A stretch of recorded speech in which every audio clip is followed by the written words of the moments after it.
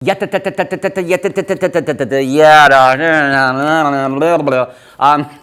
say that art reflects life.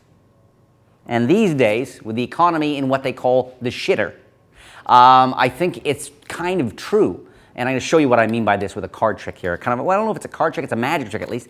It's really about trying to hold on to money. Because we all try crazy ways, whether you put it in a bank or invest it, whatever, to hold on to money, and it can be really tough. So look, I borrow a bill, okay? I borrow a bill. And we say we're going to use a couple of playing cards here, and the cards we're going to use are going to be, what are the two? Two of diamonds, queen of spades. Those are the two cards we're going to use. And I say, look, I'm going to do this real slowly, okay? Borrowed bill, it can be signed. So I'm going to take it and slip it between the two bills, like this. And I'm going to do this because I know people are very suspicious of the magicians. I'm going to do this very slowly.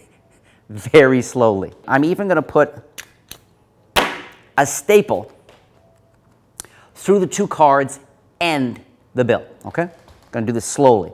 Chris, do me a favor. I want you to hold out the first finger, your first fingertip of your hand, okay? Like this. And I want you to tell me, rub there.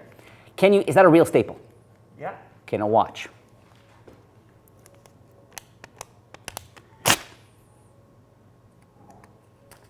Just like that.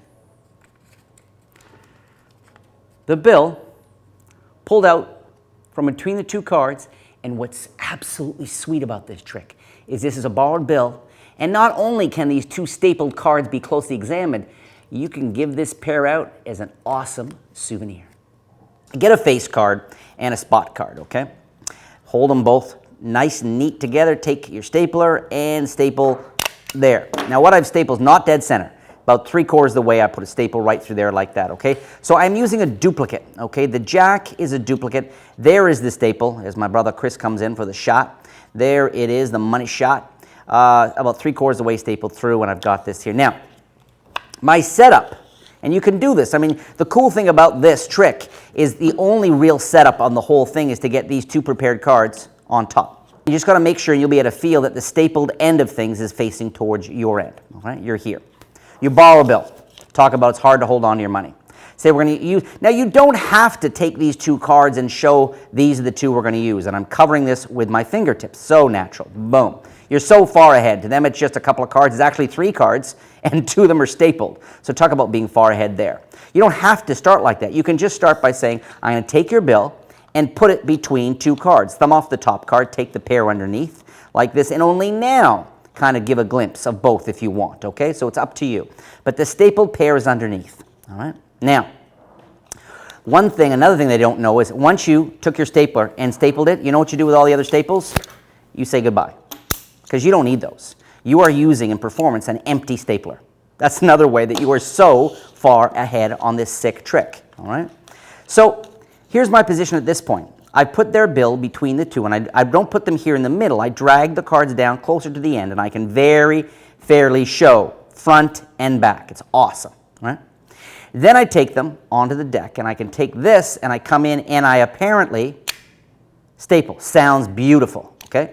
Now, because of the back design, people can't see there's no staple there, and what you do is you do this, and immediately I come over, cover with my thumb and finger, and now when I show both sides, I'm going to make sure they can see the staple there. So all the conditions of this perfect assassination are there. There's the staple. There are the 2 cards. There's the bill. Now, this is really the one sleight you're going to do in the whole thing, the one move. And that is I gesture with both hands and say, would you help me out? Hold out your first finger and thumb. And notice that when I'm gesturing, would you help me out? Hold out your first finger and thumb. I sort of extend my hands and come back to this relaxed position. And there's nothing to see because all I'm going to do is as I come back is I'm going to slide the top card off onto the deck. It's just this action. That's it, okay? And I do it under cover of saying, I'm here. I say, would you hold out your first finger and your thumb for me? And as they do that, I come back. I just slide it off and move forward. I just did the move. I stole it off.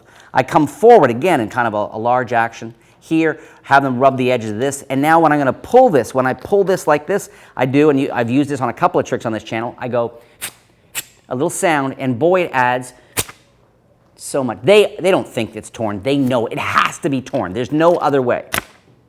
You hand the bill to someone, you immediately prop these 2 open and bend them enough that they stay open, and you have all this sweet evidence.